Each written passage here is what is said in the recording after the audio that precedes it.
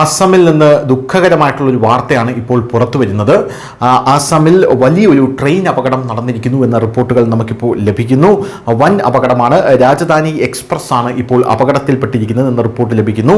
December 20, അതായത് ഇന്ന് രാവിലെ അസമിലെ ലുങ്ഡിംഗ് ഡിവിഷനിൽ ഒരു ദാരുണമായിട്ടുള്ള അപകടമാണ് നടന്നിരിക്കുന്നത്. സാറംഗ് ന്യൂഡൽഹി രാജധാനി എക്സ്പ്രസ് ആണ് പോയിരിക്കുന്നത്, അപകടത്തിൽപ്പെട്ടിരിക്കുന്നത്. പക്ഷേ ഇതിൽ ഏറ്റവും വിഷമകരമായിട്ടുള്ള ഒരു കാര്യമെന്ന് പറയുന്നത് ഈ എക്സ്പ്രസ് അപകടത്തിൽപ്പെട്ടിരിക്കുന്നത് ഇത് ഒരു മനുഷ്യനെ ഇടിച്ചല്ല, അല്ലെങ്കിൽ ഇത് കൊളാപ്സ് ആവുകയല്ലായിരുന്നു, മറിച്ച് ഒരു കാട്ടാനക്കൂട്ടം റെയിൽവേ പാത മുറിച്ച് കടക്കുമ്പോൾ ആ കാട്ടാനക്കൂട്ടത്തിൽ ഇടിച്ചു കയറിയാണ് ഈ ട്രെയിൻ അപകടത്തിൽപ്പെട്ടിരിക്കുന്നത് എന്ന റിപ്പോർട്ടാണ് നമുക്കിപ്പോൾ ലഭിക്കുന്നത്.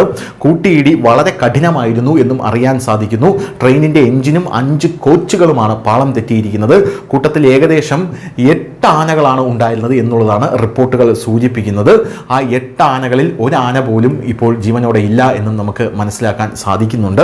എല്ലാ ആനകളും ചത്തുപോയി എന്നാണ് അറിയാൻ സാധിക്കുന്നത്. വളരെ വിഷമകരമായിട്ടുള്ളൊരു കാര്യമാണ്. അപകടത്തിൽ യാത്രക്കാർക്ക് ആർക്കും പരിക്കേറ്റിട്ടില്ല എന്നുള്ളത് ആശ്വാസകരമാണെങ്കിലും ഈ 8 ആനകളും മരണപ്പെട്ടു എന്നുള്ളത് വളരെ ദുഃഖം തരുന്നൊരു വാർത്ത തന്നെയാണ്.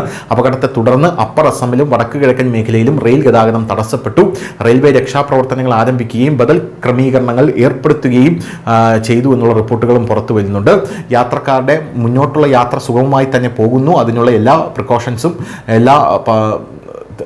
മുന്നോട്ടുള്ള എല്ലാ രീതിയിലുള്ള പരിപാടികളും റെയിൽവേ കൃത്യമായി പൂർത്തിയാക്കി. ഇനിയും ആനകളുടെ മൃതദേഹം ആ ട്രാക്കിൽ നിന്ന് മാറ്റുക എന്നുള്ളതാണ് ഒരു വലിയ ബുദ്ധിമുട്ടുള്ള കാര്യമെന്നാണ് ഇപ്പോൾ റെയിൽവേ പറയുന്നത്. News desk news India Malayalam.